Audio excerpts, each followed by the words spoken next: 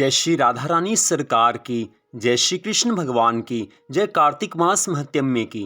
मंदिर श्री बंसी वाले महात्मा यूट्यूब चैनल की ओर से हम आप सभी भक्तों का हार्दिक अभिनंदन करते हैं। कार्तिक मास का पावन समय चल रहा है और इस कार्तिक मास के शेष कुछ ही दिन रह गए हैं और इस कार्तिक मास के शेष दिनों में अगर कोई मनुष्य अपने मन को भगवान के चरणों में लगाकर बाकी दिनों में पूरी तरह से कार्तिक मास के सब नियमों का पालन करता है या केवल कार्तिक मास में सुबह नहाने के नियम का पालन करता है तो उसके ऊपर प्रभु की अनंत कृपा हो जाती है। कार्तिक मास के शेष बचे हुए दिनों में आप सब नियमों का पालन कीजिए, लेकिन अगर किसी कारण से शेष बचे हुए दिनों में भी आप सब नियमों का पालन नहीं कर सकते तो कार्तिक मास के शेष बचे हुए दिनों में आप सुबह सूर्य निकलने से पहले स्नान कर लीजिए, तो भी भगवान की कृपा से कार्तिक मास के सारे नियमों के पालन का फल प्राप्त हो जाता है।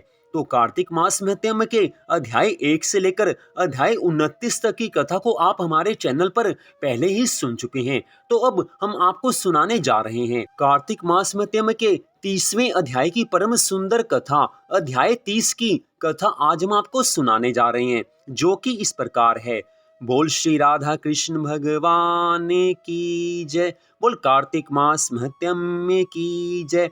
आज सब ऋषि सूत जी महाराज जी से कहने लगे हैं कि हे प्रभु, आपने बताया कि व्रती मनुष्य को पीपल और वट के वृक्षों का पूजन करना चाहिए, सो ये पूजनीय क्यों हैं, ये बताने की कृपा कीजिए। ये वृक्ष देव रूप कैसे हुए, इस संदेह का निवारण करने की कृपा कीजिए।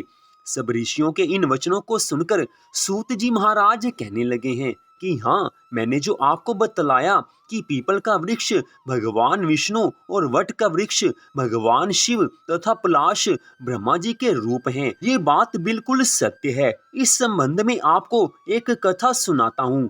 एक समय किसी उत्तम वन में भ्रमण करते हुए भगवान शिव और माता पार्वती हास विलास कर रहे थे कि वहां अग्नि आदि देवता मनोविनोद के लिए ब्राह्मण का रूप धर के पहुंच गए और तरह तरह से विघ्न करने लगे हैं। पार्वती जी ने विषय सुख में विघ्न करने वाले देवताओं से कहा कि कृमि और कीट आदि भी विषय सुख का ज्ञान रखते हैं, उसका महत्व समझते हैं तथा उसकी मर्यादाओं का कभी उल्लंघन नहीं करते। तुमने जो इस कार्य में विघ्न किया है, सो हे देवताओं, तुम सभी जड़ वृक्ष हो जाओ। आज पार्वती जी ने ऐसा शाप दे दिया है। इतनी कथा सुनाकर श्री सूत जी महाराज कहने लगे हैं कि हे ऋषियों, माता पार्वती जी के द्वारा दिए गए इस श्राप के कारण सभी देवताओं को वृक्ष रूप होना पड़ा था। इसी कारण भगवान विष्णु और भगवान शिव तथा ब्रह्मा जी भी क्रमशः पीपल, वट और पलाश रूप वृक्ष हो गए। सब ऋषि सूत जी महाराज जी से कहने लगे हैं कि हे प्रभु, आपने कहा कि पीपल के वृक्ष का स्पर्श केवल शनिवार के दिन करना चाहिए, शेष दिनों में नहीं। हमें इस विषय में शंका है, कृपया हमें इस विषय में और जानकारी दे दीजिए कि ऐसा किस लिए है, इसके पीछे कौन सा कारण है, ये कथा भी सुनाने की कृपा कीजिए। आज श्री सूत जी महाराज सब ऋषियों से कहने लगे हैं कि आपकी इस शंका के निवारण के लिए मुझे समुद्र मंथन वाली घटना याद दिलानी होगी। समुद्र मंथन में देवताओं को रत्न मिले, उनमें कौस्तुभ मणि और लक्ष्मी भगवान विष्णु जी को प्राप्त हुए हैं। जब भगवान विष्णु जी ने लक्ष्मी को अपनी भार्या बनाने की बात स्वीकार की तो लक्ष्मी बोली कि हे देव, मुझसे बड़ी बहन अभी कुंवारी है, तो मुझ छोटी का विवाह आप पहले क्यों करते हो? सनातन धर्म के अनुसार बड़ी बहन का विवाह होने के बाद ही छोटी का विवाह होना चाहिए। ये सुनकर भगवान विष्णु जी ने उद्दालक नामक तपस्वी के साथ अनुग्रह करके लक्ष्मी की बहन अलक्ष्मी का विवाह करवा दिया। बड़ी बहन अलक्ष्मी का मुख स्थूल था, बड़े बड़े दांत, लाल नेत्र और शरीर जीर्ण और कृश था। धर्मज्ञ मुनि उद्दालक ने भगवान विष्णु जी की आज्ञा से उसको अंगीकार कर लिया और अपने आश्रम पर ले आए हैं। वहां होम का सुगंधित धुआं उठ रहा था, वेद ध्वनि हो रही थी, सुख शांति का चारों ओर साम्राज्य था। ऐसे स्थान को देखकर दुखी होती हुई अलक्ष्मी कहने लगी है कि हे ब्राह्मण, ये स्थान मेरे निवास योग्य नहीं है, मुझे आप किसी और जगह ले चलिए। उस समय उद्धालक मुनि ने कहा है कि हे कांते, ये क्या बात हुई, तुम यहाँ क्यों नहीं रहोगी? अलक्ष्मी कहने लगी हैं कि हे स्वामी, जहाँ वेद ध्वनि होती हो, होम होता हो, भगवत भजन होता हो और अतिथि का सत्कार होता हो, यज्ञ दान आदि शुभ कार्य जहाँ पर होते हों, जहाँ पर स्त्री पुरुष प्रेम पूर्वक रहते हों, जहाँ पर देव और पितृजनों का सविधि पूजन होता हो, वहाँ मैं कैसे रह सकूंगी? मेरा स्थान तो वहाँ है जहाँ दिन रात स्त्री पुरुष में कलह होती है, जहाँ कर्कश वाणी बोली जाती है, जहाँ दुराचरण होता है, गुरु का सत्कार जहाँ नहीं होता, जहाँ पर काम चोर आलसी और अधर्मी मनुष्यों का निवास हो, ऐसी ही जगह मेरे लिए प्रिय है। मैं मदिरा पान और गोवंश का वध करने वाले पापी हत्यारों को उत्तम मानकर उनके निवास को ही अपने योग्य मानती हूँ। आप मुझ पर ऐसी कृपा कीजिए और मुझे यहाँ से ले चलिए। लक्ष्मी के इन वचनों को सुनकर उद्धालक मुनि ने कुछ सोचकर कहा है कि हे कांते, जब तक मैं तुम्हारे योग्य स्थान की खोज करूं, तब तक तुम्हें इस पीपल के वृक्ष के नीचे रहना होगा। इतनी कथा सुनाकर श्री सूत जी महाराज कहने लगे हैं कि इस प्रकार उस पीपल के वृक्ष के नीचे अलक्ष्मी को बैठाकर उद्धालक ऋषि उसके लिए उपयुक्त स्थान खोजने चले गए। अलक्ष्मी उनकी काफी समय तक प्रतीक्षा करती रही, लेकिन उद्धालक मुनि वापस नहीं लौटे हैं। अपने आप को स्वामी द्वारा त्यागी हुई जानकर वह पीपल के वृक्ष के नीचे बैठी विलाप करने लगी। उसके विलाप और रुदन से वह कुंठ में विराजी लक्ष्मी जी व्याकुल हो उठी हैं। उन्होंने श्री विष्णु भगवान जी से निवेदन किया है कि हे प्रभु, हे दयालु, हे स्वामी, आपको यदि मैं प्यारी हूँ तो आप मेरी बड़ी बहन को, जो पति द्वारा त्यागी जाने से अत्यंत दुखी है, उसको आप जाकर धीरज दीजिए, उसे समझाइए।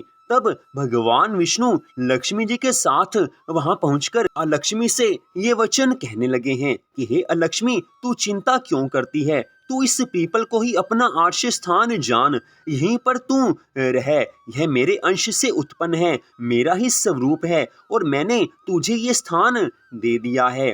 प्रतिवर्ष कार्तिक मास की पूर्णिमा को यहाँ पर तेरा पूजन होगा। जो व्यक्ति तुम्हारा पूजन पीपल के नीचे आज के दिन करेंगे, उनके घर में तेरी छोटी बहन अचल होकर रहेगी। वहां पर सदा लक्ष्मी का निवास होगा। इस कारण तेरी भी अपकीर्ति नहीं होगी। स्त्रियों के द्वारा आज के दिन धूप दीप से तुम भी पूजित होंगे और जो प्रति शनिवार के दिन पीपल का सूत लपेटकर तुम्हारा पूजन करेंगे, उनके सभी मनोरथ सिद्ध होंगे। हाँ, रविवार के दिन जो तुम्हारा स्पर्श करेगा, वह दरिद्रता को प्राप्त हो जाएगा। आज ऐसा कहकर श्री विष्णु भगवान जी लक्ष्मी जी सहित वहां से अंतर्ध्यान हुए हैं और वहां पर अलक्ष्मी रहने लगी हैं। इतनी कथा सुनाकर श्री सूत जी महाराज कहने लगे हैं कि हे ऋषियों, मैंने श्री कृष्ण भगवान और सत्यभामा तथा देवऋषि नारद और राजा पृथु के मध्य हुए संवाद का आप सब लोगों से वर्णन किया है। सारी कथा आपको सुनाई है। कार्तिक मास महत्म की ये दिव्य कथा है। जो कोई इसको सुनता है, उस पर भगवान की अत्याधिक कृपा हो जाती है। उसके पिछले सभी जन्मों के और इस जन्म के सभी पापों का नाश हो जाता है। उसको भगवान की कृपा से सभी तरह के पदार्थ सुलभ हो जाते हैं। संसार में उसको सभी तरह के सुख, संपत्ति, आनंद प्राप्त होते हैं। पुत्र और पौत्र की उसको प्राप्ति होती है। उसका सदा भगवान के चरणों में मन लगा रहता है और इस मनुष्य जीवन के पश्चात उसको भगवान की अनंत कृपा से मोक्ष की प्राप्ति भी हो जाती है। आज श्री सूत जी महाराज जी के द्वारा सुनाई गई इस कथा को सुनकर सब ऋषिगण अपनी जिज्ञासा को शांत करके आनंदित हो उठे हैं। वे सब वहां से बद्रिकाश्रम दर्शन हेतु चल पड़े हैं। इस पवित्र ज्ञान से परिपूर्ण कार्तिक मास की इस कथा को जो भी मनुष्य पढ़ेगा या सुनेगा या दूसरों को सुनाएगा, वह सब पापों से दूर रहकर अपने जीवन को सुखमय बना सकेगा। क्योंकि जो इस तरह से भगवान की इस दिव्य कथा को सुनते हैं, वो सदा श्री हरि विष्णु भगवान जी को अत्यंत प्रिय हो जाते हैं। उन पर सदा भगवान श्री राधा कृष्ण जी की अनंत कृपा हो जाती है। कार्तिक मास में जो मनुष्य पूरी श्रद्धा भावना से सब नियमों का पालन करते हुए भगवान की भक्ति करते हैं, उन्हीं का मनुष्य जीवन लेना सफल है। तो यहीं पर कार्तिक मास महत्म्य के आज के इस अध्याय की कथा का विश्राम होता है। अगले भाग में आप कार्तिक मास के महात्म्य के 31वें अध्याय की कथा को सुन पाएंगे। तो आप सबका हार्दिक धन्यवाद। प्रतिदिन हम अब 2 अध्यायों की कथा को सुनाया करेंगे। तो मंदिर बंसी वाले महात्मा यूट्यूब चैनल की ओर से आज की इस कथा को सुनने के लिए आप सबका हार्दिक धन्यवाद। भगवान श्री राधा कृष्ण जी की, भगवान श्री लक्ष्मी नारायण जी की कार्तिक मास महत्म्य की अनंत कृपा सदा आप सब पर, आपके परिवार पर बनी रहे। इसी मंगल कामना के साथ जय श्री राधा रानी सरकार की, जय श्री कृष्ण भगवान की, जय श्री लक्ष्मी नारायण जी भगवान की, जय तुलसी माता की, जय कार्तिक मास महत्म्य की। जय जय श्री राधे, जय जय श्री राधे, जय जय श्री राधे श्याम।